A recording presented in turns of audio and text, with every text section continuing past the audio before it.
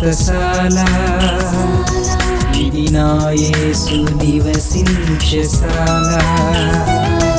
దేవునికి స్తోత్రములు కలుగునుగాక, దేవునికి మహిమ కలుగునుగాక. పరిశుద్ధ గ్రంథంలో నుండి మొదటి సమూయేలు గ్రంథం 2వ అధ్యాయం 7వ వచనం. యెహోవా దారిద్ర్యమును ఐశ్వర్యమును కలుగచేయువాడు, కృంగజేయువాడును లేవనెత్తువాడును ఆయనే. ఏం చేస్తాయంట? దారిద్ర్యమును ఐశ్వర్యమును కలుగు చేయనటువంటి దేవుడు మన దేవుడు. దరిద్రంగా ఉన్నామంటే దేవుడే, ఐశ్వర్యవంతులంగా ఉన్నామంటే కూడా దేవుడే. ప్రియులారు, ఈ సంగతులు చాలాసార్లు మనకు తెలియక మనకున్నటువంటి కష్టాన్ని బట్టి, కరువును బట్టి, దరిద్రతను బట్టి దేవుని మీద మనం బాధపడుతూ ఉంటాం. అయితే దేవుడు అంటున్నాడు, దారిద్ర్యము నేనే కలుగు చేస్తాను, ఐశ్వర్యం కూడా నేనే కలుగు చేస్తాను. తర్వాత కృంగజేయువాడను నేనే, లేవనెత్తువాడను నేనే అని కూడా దేవుడు అంటున్నాడు. ఏ పరిస్థితుల్లోనైనా కష్టం కలిగినప్పుడు కృంగిపోతూ ఉంటాం, సంతోషం వస్తే పొంగిపోతూ ఉంటాం. పెద్దలు ఏమంటూ ఉంటారంటే, బాగా సంపద కలిగింది, బాగా అమౌంట్ వచ్చింది, ఉద్యోగం వచ్చింది, ప్రమోషన్ వచ్చింది, పంటలు బాగా పండాయి, అన్ని పరిస్థితులు బాగున్నప్పుడు పొంగిపోవద్దు. అలాగే కష్టాలు వచ్చి, నష్టాల్లో ఉండి, అప్పుల్లో ఉండి, చాలా అవమానాలు అనుభవిస్తూ ఉంటే ఆ టైంలో అప్పుడు ఉన్నప్పుడు పొంగిపోవద్దు, లేనప్పుడు కృంగిపోవద్దు అని పెద్దలు సామెత చెప్తూ ఉంటారు. అయితే దేవుడు అంటూ ఉన్నాడు, ఇవన్నీ నేనే కలుగు చేసేది. దేవుడు సమస్తాన్ని కలుగు చేస్తూ ఉంటే ఇవన్నీ పక్కన పెట్టి మనం ఏమేమో ప్రయత్నాలు చేస్తే మనం దారిద్ర్యాన్ని పోగొట్టుకోలేము, ఐశ్వర్యాన్ని కూడా తెచ్చుకోలేము. అలాగని కృంగిపోయిన పరిస్థితులు సరి చేసుకోలేము. దేవుడు లేవనెత్తిన తర్వాత మరలా ఇంక మనం దిగొచ్చే పరిస్థితి లేదు, బాగా హెచ్చింపబడ్డాం అనడానికి కూడా లేదు. ఎవరినైనా దేవుడు దింపగలడు, ఎవరినైనా ఎక్కించగలడు ప్రియులారు. అందుకే దేవుడు అంటున్నాడు చూడండి, కీర్తనల గ్రంథం 72వ అధ్యాయం 12-13 వచనాలు చదువుకుందాం. దరిద్రులు మొరపెట్టగా అతడు వారిని విడిపించును, దీనులను నిరాధారులను అతడు విడిపించును. ఎవరెవరైతే దరిద్రులుగా ఉండి దేవునికి మొరపెడుతున్నారో వారిని విడిపిస్తా అంట. దీనులను నిరాధారులను అతడు విడిపించు. ఎందుకు దరిద్రులన్నా, బీదలన్నా, దీనులన్నా దేవుడు ఎందుకంత కనికరం చూపిస్తూ ఉన్నాడు అని అంటే, వారు నిత్యము దేవునికి లోబడుతూ ఉంటారు, దేవుని మాటకు తల వంచుతూ ఉంటారు, దేవునికి వారికి ఒక సత్సంబంధం ఉంటుంది. కష్టం రాగానే అబ్బా తండ్రి అని మొరపెట్టుకునేటువంటి శ్రేష్టమైన సుగుణం వారికి ఉంటుంది ప్రియులారు. అందుకని దీనులు ప్రార్థన చేస్తే, పేదలు ప్రార్థన చేస్తే దేవుడు వెంటనే తల వంచి జవాబిస్తూ ఉంటాడు.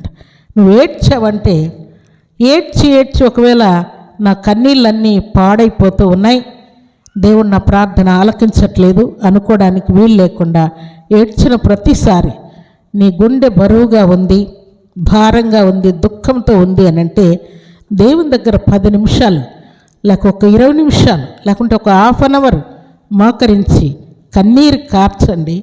నీ హృదయంలో ఉన్నటువంటి బరువు అంతా తగ్గిపోతుంది. అమ్మయ్య, నా కష్టం అంతా నా దేవునికి చెప్పుకున్నాను, నిశ్చయముగా ఈ కష్టంలో నుండి దేవుడు నన్ను తప్పకుండా తప్పిస్తాడనేటువంటి రిలీఫ్ నీకు తప్పకుండా కలుగుతుంది. అందుకని దేవుడు అంటున్నటువంటి మాట ఏంటి? దారిద్ర్యము నా నుండే, ఐశ్వర్యం కూడా నా నుండే అని దేవుడు అంటూ ఉన్నాడు. పరిశుద్ధ గ్రంథంలో చాలామంది దరిద్రులను దేవుడు లేవనెత్తినట్టు వ్రాయబడి ఉన్నది. ఉదాహరణకు ఎస్తేరు గ్రంథము 2వ అధ్యాయం 7వ వచనంలో చక్కని మాటలు అక్కడ వ్రాయబడి ఉన్నాయి. తన పినతండ్రి కుమార్తె అయిన హదస్సా అను ఎస్తేరు తల్లిదండ్రులు లేనిదై ఉండగా అతడు ఆమెను పెంచుకొనెను. ఆమె అందమైన రూపమును సుందర ముఖము గలదై ఉండెను. తల్లిదండ్రులు లేనిదైనటువంటి ఈ ఎస్తేరు హదస్సా అనేటువంటి పేరు కలిగినటువంటి ఈమెకు ఎస్తేర్ అని ఆయన పేరు పెట్టుకున్నాడు.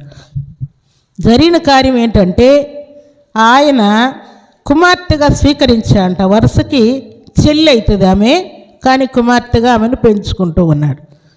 ఈమె ఒక అనాథ, దిక్కులేనిది, పేదరాలు. అయితే దేవుడు ఆమెను ఎక్కడి వరకు తీసుకొని వచ్చాడంట ప్రియులారా?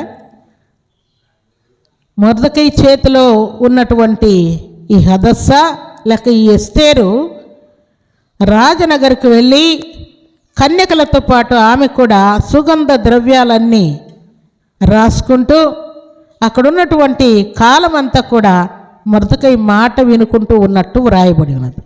అయితే జరిగిన కార్యం ఏంటంటే అక్కడ ఉన్నటువంటి కన్యకలు చాలామంది ఉన్నారు ప్రియులారా. ఏ కన్యకను కూడా రాజు అక్కడ ఇష్టపడినట్టు రాయబడలేదు ప్రియులారా. ఆమె మీద రాజుకు దయ పుట్టేనని వ్రాయబడి ఉన్నది. దయ పుట్టి ఇంకా ఏ కన్యకను కూడా ఆయన స్వీకరించలేదంట. ఎస్తేరును మాత్రమే స్వీకరించాడు. వస్తీకి బదులుగా ఎస్తేరు రాణి అయిపోయింది. మొదట్లో ఆమె ఏమైనది?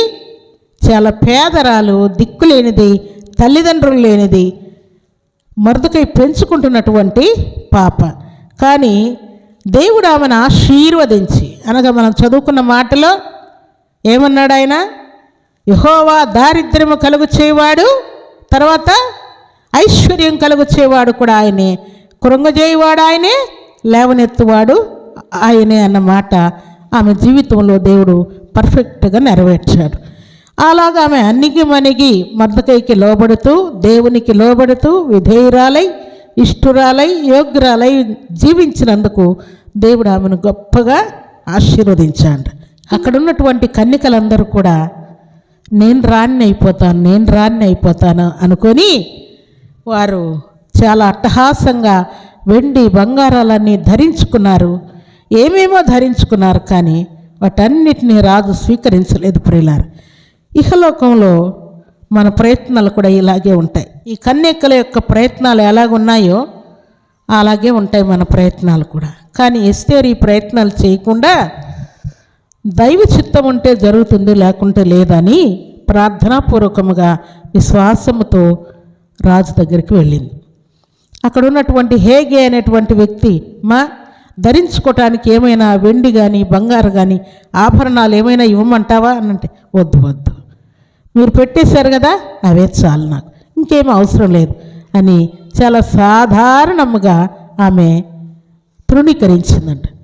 మిగతా కన్యకలందరూ ఇవ్వమంటారా అంటే, ఇంకా ఇవ్వండి, మాకు కొంచెం ఇంకా వెండివి, ఇంకా బంగారువి, ఇంకా నగలు కావాలి, ఇంకా బట్టలు కావాలి, ఇంకా అవి కావాలి, ఇవి కావాలని అడుగుతూ ఉన్నారంట. ఎస్తేరు మాత్రం అలాంటివి ఏవి చేయలేదు ప్రియులారా. దేవుని మీదనే ఆశ పెట్టుకున్నది. దేవుని చిత్తమైతే రాజు నన్ను అంగీకరిస్తాడు, లేకుంటే లేదని అనుకున్నది. దేవుడు తూచ తప్పకుండా ఎస్తేరు మీద రాజుకు దయబుట్టేటట్టుగా ఘనకార్యం చేసి దేవుడు చూపించాడు. అయితే ప్రభు సన్నిధిలో చేరిన ప్రభు బిడ్డలమైన మనం ఎస్తేరును రాజు అంగీకరించడానికి ఆమె యొక్క ప్రవర్తన, భక్తి, ప్రార్థన, విశ్వాసము, అలాగే పెద్దలకు లోబడే విధానము, దేవునికి లోబడే విధానము, మొర్దెకైకి లోబడే విధానం అన్నీ కూడా దేవుడు పరిశీలన చేస్తూ ఉన్నాడు ప్రియులారా. మనం దేవుని మందిరంలోకి వచ్చేసరికి బుద్ధిమంతులమైపోయి బయట మనకు ఇష్టం వచ్చినట్టుగా కాకుల్లాగా, గద్దల్లాగా తిరుగుతూ ఉంటే దేవుడు మెచ్చుకుంటాడా? దేవుడు దీవిస్తాడా? అలాగే ఆయన చెప్పాడంట మొర్దెకై, మనము యూదులమని ఎక్కడనో చెప్పొద్దు అని చెప్పాడంట. చెప్పాడులే, ఏమవుతుంది కానీ అని అక్కడికి వెళ్ళిన తర్వాత ఆమె మేము యూదులమని ఎవరికి చెప్పలేదు. మొర్దెకై ఏం చెప్పాడో గీత దాటకుండా ఉన్నది. క్రమశిక్షణ కలిగి ఆమె జీవించినట్లు వ్రాయబడింది. ప్రభు సన్నిధిలో చేరిన ప్రభు బిడ్డలమైన మనకు దేవుడు ఇచ్చేటువంటి మాట ఏంటంటే, చాలాసార్లు దేవుడు మనకిచ్చినటువంటి ఆజ్ఞ, పెద్దలు మనకిచ్చినటువంటి ఆజ్ఞ చాలా విలువైనది ప్రియులారా. దానిని మనం స్వీకరించుకుంటూ వెళ్తే తప్పకుండా మనం దీవించబడతాం. అందుకే పరిశుద్ధ గ్రంథంలో చాలామంది ఎస్తేరు లాంటి వారు, తర్వాత దోర్కా అనేటువంటి భక్తి కలిగినటువంటి స్త్రీ, వీరందరూ కూడా ఏం చేశారంటే పెద్దలకు లోబడుతూ, ఆ దోర్కా చనిపోయిన తర్వాత రాయబడిన మాటలు ఏంటంటే, ఆమె పేదలకు సహాయం చేసేదంట, విధవరాన్లకు సహాయం చేసేదంట, ధర్మకార్యాలు సత్క్రియలు చాలా విరివిగా చేసేదని అక్కడ వ్రాయబడింది. ప్రియుల, ఎందుకు ఆమె అలాగ చేసేది అని అంటే, పెద్దలు ఎవరో ఆమెకు బోధించారు. దైవ భయం కలిగి ఆమె ఈ పనులన్నీ చేసింది. అందుకని దేవుడు ఆమెను ఏం చేశాడు చెప్పండి? దోర్కా చనిపోయినా కూడా మరలా తిరిగి లేవడానికి దేవుడు గొప్ప కృపనిచ్చాడు. ప్రియులారు, అంటే సత్క్రియలు చేయడము, లేక దేవునికి అర్పణ ఇవ్వడము, విధవరాన్లకు సహాయం చేయడము, దిక్కులేని వారికి అనాథలకు సహాయం చేయడము, దేవుని యొక్క ఆజ్ఞ నెరవేర్చడము, ఇది గొప్ప భాగ్యముగా ఎంచుకున్నది. ఈ మాట కంటే వేరే మాట నాకు అవసరం లేదన్నట్టుగా ఆమె నడుచుకున్నది. ప్రియుల, సామెతల గ్రంథం 3వ అధ్యాయం 10వ వచనం చదువుకుందాం. అప్పుడు నీ కొట్లలో ధాన్యము సమృద్ధిగా ఉండును, నీ గానుగలలో నుండి క్రొత్త ద్రాక్షరసం పైకి పొరలి పారును. ఎప్పుడు? దేవుని యొక్క ఆజ్ఞ నెరవేర్చినప్పుడు ఈ దోర్కా అనేటువంటి భక్తి కలిగినటువంటి ఈ స్త్రీ తన దగ్గర ఉన్నటువంటి వారందరికీ ధర్మకార్యాలు సూచక్రియలు చేసుకుంటూ వెళ్ళిపోతూ ఉన్నదంట. ఆమె చనిపోయినప్పుడు కూడా వారు ఈ మాటలే చెప్తూ ఆమెను గురించి ఏడుస్తూ ఉన్నారంట. ఇక్కడ మనం చదువుకున్న మాటలో, అప్పుడు నీ కొట్లలో ధాన్యము సమృద్ధిగా ఉండును, నీ గానుగల్లో నుండి క్రొత్త ద్రాక్షరసము పైకి పొరలి పారును. దేవునికి అర్పణ ఇవ్వుట పైకి పొంగి పొరలేటువంటి ఆశీర్వాదం కలుగుట. మలాకీ గ్రంథం 3వ అధ్యాయం 10వ వచనంలో కూడా ఈ శ్రేష్టమైన మాటలు వ్రాయబడింది. మీరు నాకు ఇచ్చి ఆకాశపు వాకిలి విప్పబడేటట్లుగా మీరు కార్యం చేసుకోండి అంటాడు. దేవుడు ఏ ఆజ్ఞ ఇచ్చాడో ఆ ఆజ్ఞ ప్రకారం భక్తులు ముందుకు వెళ్ళినట్టు వ్రాయబడింది. అందుకే వారు దారిద్ర్యములో నుండి ఐశ్వర్యవంతులుగా, ధనవంతులుగా దీవించబడ్డారు. కాబట్టి ప్రభు సన్నిధిలో చేరిన మనమందరం కూడా దేవుని నుండి ఇట్టి ఆశీర్వాదాలు పొందుకొని దేవునికి మహిమ తెచ్చే పాత్రలుగా ఉండాలని పరిశుద్ధాత్మ దేవుడు కోరుకుంటూ ఉన్నాడు. అలాంటి కృపా భాగ్యం సర్వశక్తిమంతుడైనటువంటి దేవాతి దేవుడు సర్వసమృద్ధిగా మనందరికీ అనుగ్రహించి ఆశీర్వదించునుగాక. ఆమేన్.